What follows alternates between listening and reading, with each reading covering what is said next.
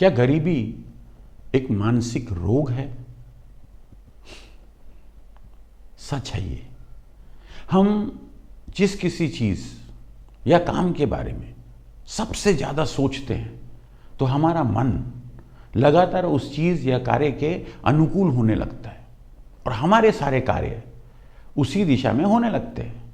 इस नियम को हम हर चीज पर लागू कर सकते हैं जिसे हम पाना चाहते हैं। हमारे आसपास असफल लोग पैसे की बुराई करते देखे जाते हैं। बुराई पैसों में नहीं है, बल्कि पैसों से तो समस्याएं खत्म होती है।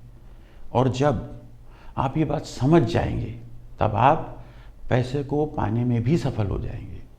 यानी कि फर्क सिर्फ सोच का है।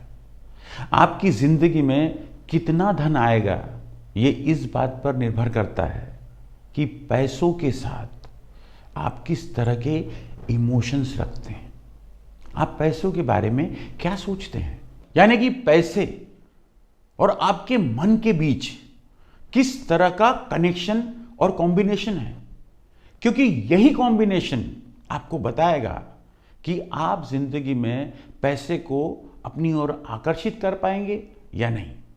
अमीर बनना आपका अधिकार है। आप यहां समृद्ध जीवन जीने आए हैं, आप यहां खुश रहने आए हैं, विद्वान बनने आए हैं, स्वतंत्र होने के लिए आए हैं। इसीलिए एक पूर्ण सुखद और समृद्ध जीवन जीने के लिए आपको जितना पैसा चाहिए वो आपके पास होना चाहिए। गरीबी में कोई सद्गुण नहीं है, ये एक मानसिक रोग है जिसका इस धरती से संपूर्ण नाश कर देना चाहिए।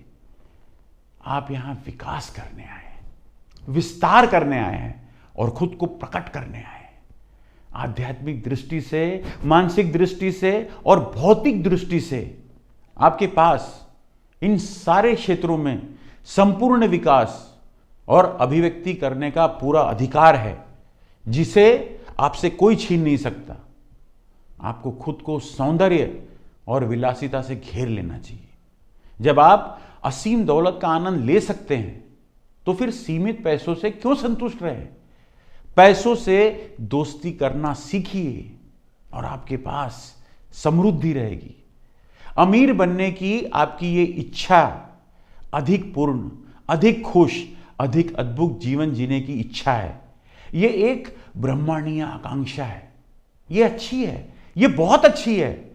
धन के सच्चे महत्व को देखना शुरू कीजिए। ये विनिमय का सबसे अच्छा स्वरूप है।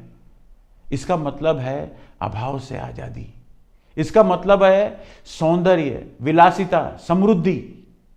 ये अध्याय सुनते वक्त शायद आप कह रहे होंगे कि मैं ज्यादा पैसे चाहता हूं, मुझे इस समय जो वेतन मिल रहा है मैं उससे ज्यादा का हकदार हूं। मेरा मानना है कि ज्यादातर लोगों को अपर्याप्त वेतन मिल रहा है। कई लोगों के पास ज्यादा पैसा नहीं है। इसका एक सबसे बड़ा कारण है कि वे मन ही मन या खुलकर इसकी निंदा कर रहे हैं। वे पैसे को गंदा पैसा कहते हैं या वो ये मानते हैं कि पैसों का प्रेम ही सारी बुराई की जड़ है। वे संपन्न नहीं होते। इसका एक कारण यह भी है कि उनके मन में एक गोपनीय अवचेतन भावना रहती है कि गरीबी में कोई सद्गुण नहीं है। गरीबी में कोई सद्गुण नहीं है। यह किसी भी अन्य मानसिक रोग की तरह एक बीमारी है। अगर आप शारीरिक रूप से बीमार होते हैं तो आपको लगता है कि आपके साथ कुछ ना कुछ गड़बड़ है। आप डॉक्टर के पास जाते हैं। ऐसे में आप उसकी मदद लेते हैं और अपनी बीमारी का इलाज करने की पूरी कोशिश करेंगे। इसी तरह आपके जीवन में पर्याप्त धन लगातार प्रवाहित नहीं हो रहा है तो आपके साथ कोई न कोई बुनियादी गड़बड़ है। ईश्वर नहीं चाहता कि आप किसी गड़बड़ में या भूखे रहें। ईश्वर चाहता है कि आप खुश, समृद्ध और सफल हो। ईश्वर अपने सभी कामों में हमेशा सफल रहता है, चाहे वो तारा बनाना हो या कायनात।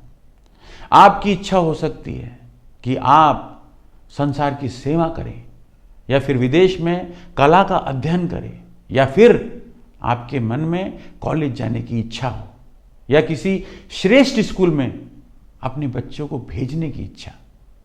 आप निश्चित रूप से अपने बच्चों को अच्छे परिवेश में पालना चाहते हैं ताकि वे सौंदर्य और सुव्यवस्था की सराहना करना सीख सके। आप सफल होने, जीतने, सारी मुश्किलों को जीतने के लिए पैदा हुए हैं। आप अपनी सारी शक्तियों को पूरी तरह विकसित करने के लिए पैदा हुए हैं।